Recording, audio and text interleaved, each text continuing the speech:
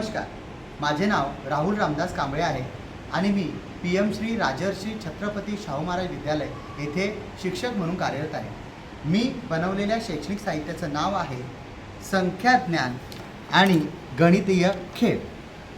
तर आपण इकडे बघूया, या ठिकाणी मी 1 ते 100 पर्यंत अंकांचा तक्ता तयार केलेला आहे आणि मुलांना समसंख्या, विषम संख्या, मूळ संख्या, वर्ग संख्या, त्रिकोणी संख्या लक्षात ठेवण्यासाठी खूप अडचण निर्माण होते।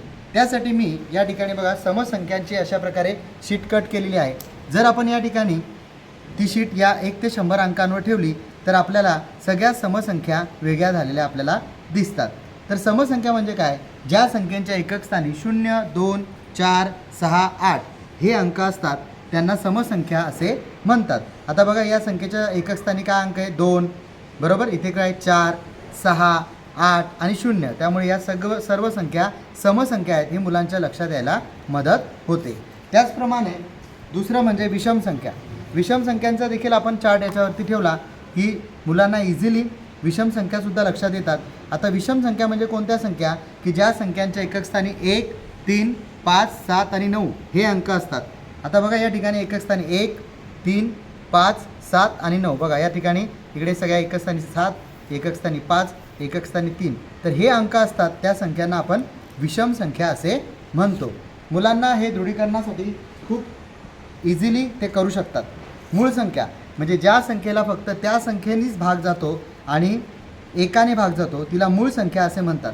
परंतु या तक्त्यामध्ये मी मूळ संख्या आणि वर्ग संख्या दोन्ही एकत्र दाखवलेले आहेत। तर या ठिकाणी बघा मूळ संख्या ह्या कोणत्या आहेत? 2, 3, 5, 7 ह्या मूळ संख्या आहेत आणि हा जो ब्ल्यू कलरचा ब्रॅकेट दिलेला आहे तर ह्या वर्ग संख्या या ठिकाणी आहेत। एकाचा वर्ग 1, 2चा वर्ग 4, 3चा वर्ग 9, 4चा वर्ग 16, 5चा वर्ग 25 या पद्धतीने वर्ग संख्या आणि मूळ संख्या विद्यार्थ्यांच्या लक्षात येतात।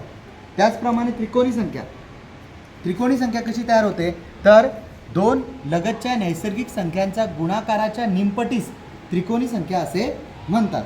तर आपण या ठिकाणी 1 ते 100 अंकावरती हा चार्ट ठेवला की आपल्याला सगळ्या त्रिकोणी संख्या, एवढ्या त्रिकोणी संख्या आहेत 1 ते 100 मध्ये, 1, 3, 6, 10 यामध्ये 11 ते 20च्या याच्यामध्ये फक्त 15च आहे, 21 ते 30 मध्ये फक्त 21 आणि 28 आहे।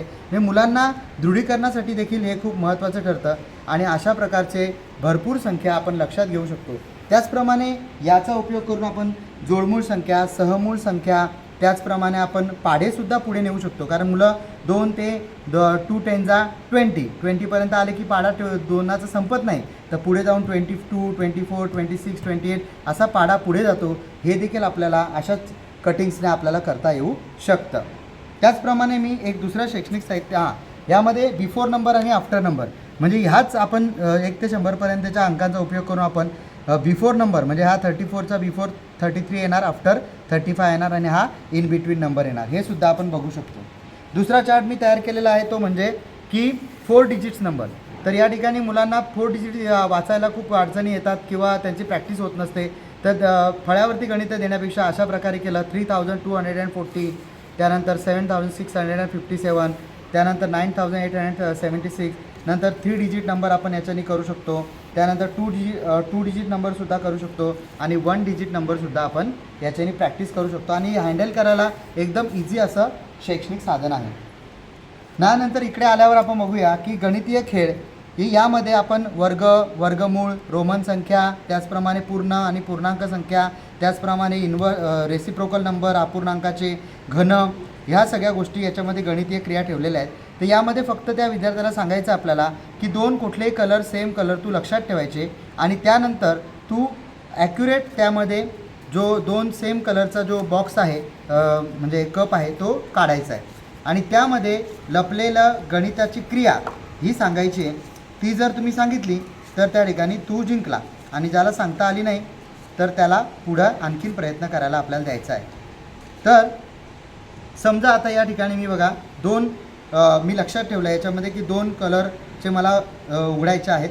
तर बघा मी हा एक उघडला आहे आणि मी हा उघडला आहे, तर 2 कलर सेम झाले।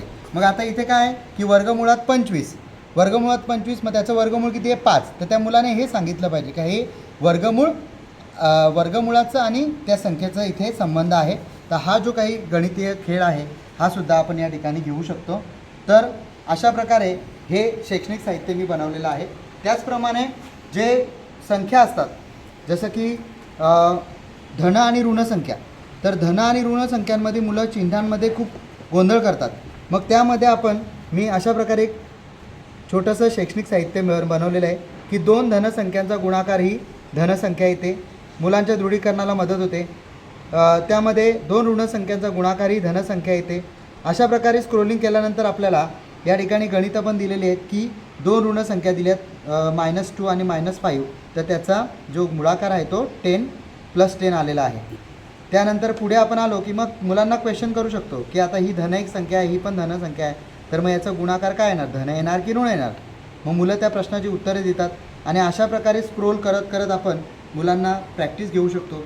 15 रुपयामध्ये शैक्षणिक साहित्य तयार झालेले, घरीच बनवलेले त्या ठिकाणी PVC पाईप आणि बॉक्स आहे आणि याच्या मदतीने असं खूप कमी खर्चामध्ये असे शैक्षणिक साहित्य तयार करून आपण विद्यार्थ्यांची वारंवार प्रॅक्टिस त्या ठिकाणी करून घेऊ शकतो. धन्यवाद.